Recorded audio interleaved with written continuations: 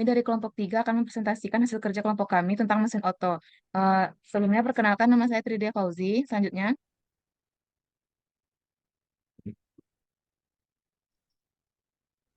Saya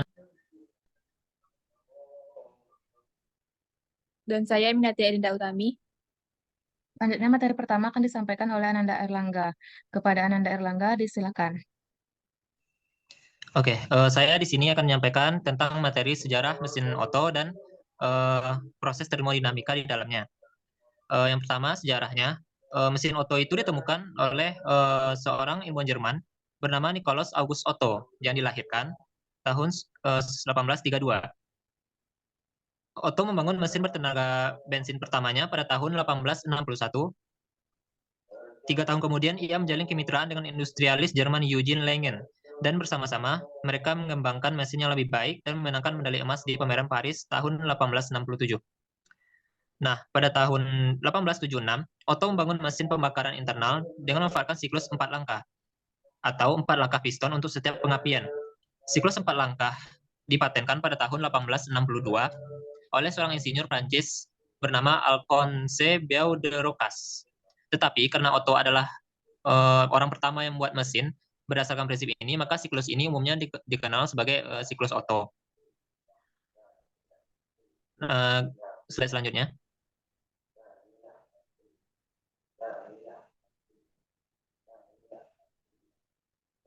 Nah, siklus Otto ini adalah siklus 4 langkah, yang mana prinsipnya yang digunakan sebagian besar oleh mesin mobil modern saat ini. Seperti yang diilustrasikan pada gambar, ketika katup masuk terbuka, piston terlebih dahulu turun pada langkah masuk. Campuran uap, bensin, dan udara yang mudah terbakar ditarik ke dalam silinder melalui ruang hampa parsial yang tercipta. Campuran dikompresi saat piston naik pada langkah kompresi dengan kedua katup tertutup. Saat mendekati akhir langkah, muatan dinyalakan oleh percikan listrik. Nah, langkah tenaga menyusul dengan kedua katup masih tertutup dan tekanan gas. Akibatnya, pemuaian gas yang terbakar menekan kepala piston atau knob. Selama langkah buang, pistonnya naik memaksa sisa hasil pembakaran melalui katup buangan yang terbuka. Siklus ini kemudian berulang kembali. Oleh karena itu, setiap siklus memerlukan 4 langkah piston, pengambilan, kompresi, tenaga, dan pembuangan, dan 2 putaran poros engkol.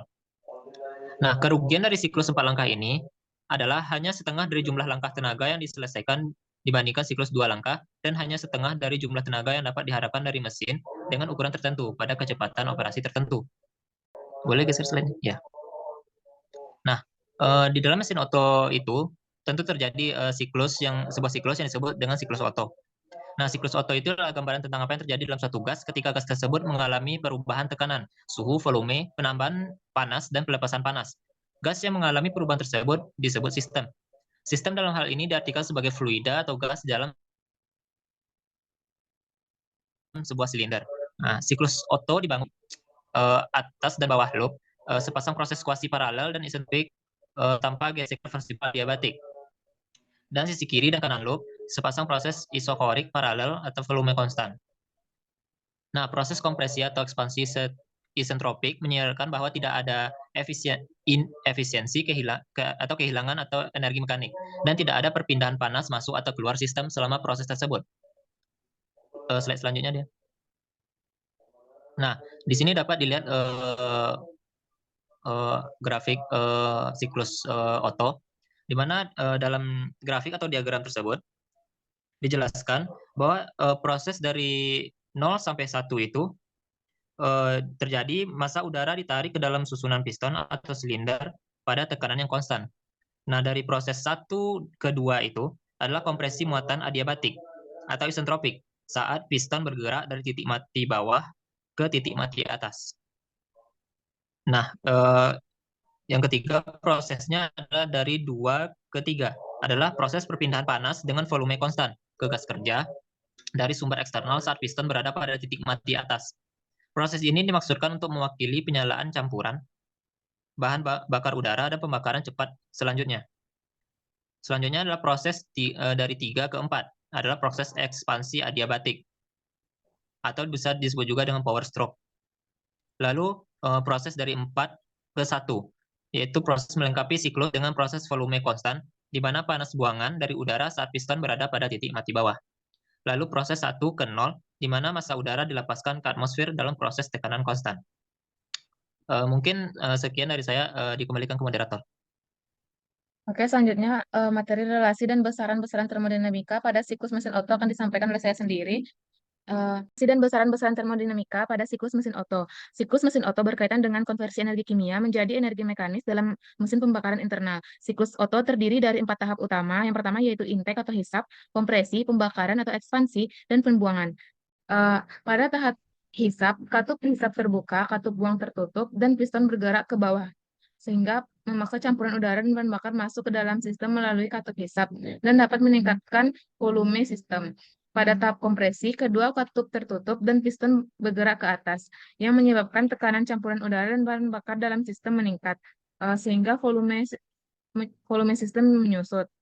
Pada tahap ekspansi, campuran udara dan bahan bakar diledakkan atau mengalami pembakaran karena adanya pemantik atau busi. Akibatnya, sistem menerima kalor, temperatur meningkat, dan menyebabkan piston terdorong ke bawah sehingga volume sistem menjadi meningkat. Pada tahap pembuangan, katup buang tertutup, katup hisap tertutup, dan piston bergerak ke atas. Hasil pembakaran bahan bakar dibuang melalui katup buang. Selanjutnya yaitu besaran termodinamika pada siklus mesin Otto. Yang pertama yaitu energi internal U. Energi gas dalam siklus Otto berubah seiring dengan perubahan suhu dan tekanan. Hal ini mencakup perubahan energi internal selama proses kompresi, pembakaran, dan ekspansi. Yang kedua yaitu energi mekanis atau W. Energi mekanis yang dihasilkan oleh mesin Otto adalah hasil dari perubahan energi internal gas. Kerja yang dilakukan oleh mesin dapat dihitung dengan rumus W sama dengan delta U dikurang Q, di mana delta U adalah perubahan energi internal dan Q adalah energi yang dihasilkan oleh pembakaran. Selanjutnya, energi panas atau Q. Energi panas yang dihasilkan selama pembakaran dalam siklus Otto merupakan bagian dari energi yang dihasilkan oleh mesin dan berperan penting dalam meningkatkan suhu gas dalam silinder. Selanjutnya, tekanan. Tekanan dalam silinder gas berubah seiring dengan proses kompresi dan ekspansi. Perubahan tekanan ini mempengaruhi kerja yang dilakukan oleh mesin. Selanjutnya, volume. Volume gas dalam silinder juga berubah seiring dengan proses kompresi dan ekspansi. Perubahan volume ini mempengaruhi energi internal gas dan kerja yang dilakukan oleh mesin. Selanjutnya, suhu. Suhu dalam gas silinder berubah seiring dengan proses pembakaran dan ekspansi. Perubahan suhu akan mempengaruhi energi internal gas dan energi panas yang dihasilkan. Selanjutnya yaitu rasio kompresi, merupakan rasio antara volume terbesar dan terkecil di dalam silinder mesin. Rasio kompresi yang lebih tinggi biasanya menghasilkan efisiensi termal yang lebih tinggi, karena menghasilkan tekanan kerja yang lebih tinggi. Turunkan persamaan 4.10 untuk efisiensi siklus Otto. Tahap pertama, kedua merupakan konversi adiabatik. Yang kedua, ketiga merupakan ignition pada volume konstan. Yang ketiga, yang keempat, ketiga sampai empat merupakan ekspansi adiabatik. Yang keempat ke satu merupakan pembuangan dengan kecepatan konstan. Energi gas ideal sama dengan X/2 NKBT sama dengan X/2 PV. PH merupakan Q2 ketiga sama dengan X/2 P2 dikali P3 dikurang P2. PC sama dengan minus Q dari 4 ke 1 sama dengan minus U1 dikurang U4. Sehingga PC per PH sama dengan P1 P2 dikali P4 dikurang P1 per P3 dikurang P2. Karena PV pangkat gamma merupakan konstan, P4 dan P1 sama, dan P2 sama dengan P3. Sehingga P4 P1 gamma sama dengan P3 P2 gamma, P4-nya sama dengan P3 dikali P2 per P1 pangkat gamma. P1 P1 gamma sama dengan P2 P2 gamma. P1 sama dengan P2 dikali P2 per P1 pangkat gamma. Sehingga P4 dikurang P1 sama dengan P3 dikurang P2 dikali P2 per P1 pangkat gamma. Dari persamaan kedua, efisiensi menjadi E sama dengan 1 dikurang PC per PH sama dengan 1 dikurang P2 per P1 pangkat gamma dikurang 1. Nah, itu sudah terbukti pada persamaan 4.10. Materi selanjutnya akan disampaikan oleh Dinda. Kepada Dinda dipersilakan. Selanjutnya, saya akan menjelaskan mengenai efisiensi mesin oto. Next deh. Efisiensi mesin oto adalah kemampuan mesin untuk mengubah energi bahan bakar menjadi gerakan kendaraan. Diukur dalam persentase. Faktor-faktor yang mempengaruhi efisiensi meliputi penggunaan bahan bakar alternatif seperti etanol, peningkatan rasio kompresi, dan penggunaan alat tambahan seperti supercharger. Artinya, semakin sedikit bahan bakar yang diperlukan dan tenaga yang dihasilkan besar, maka semakin tinggi juga efisiensinya. Selanjutnya, prospek pengembangan dan penerapan mesin oto.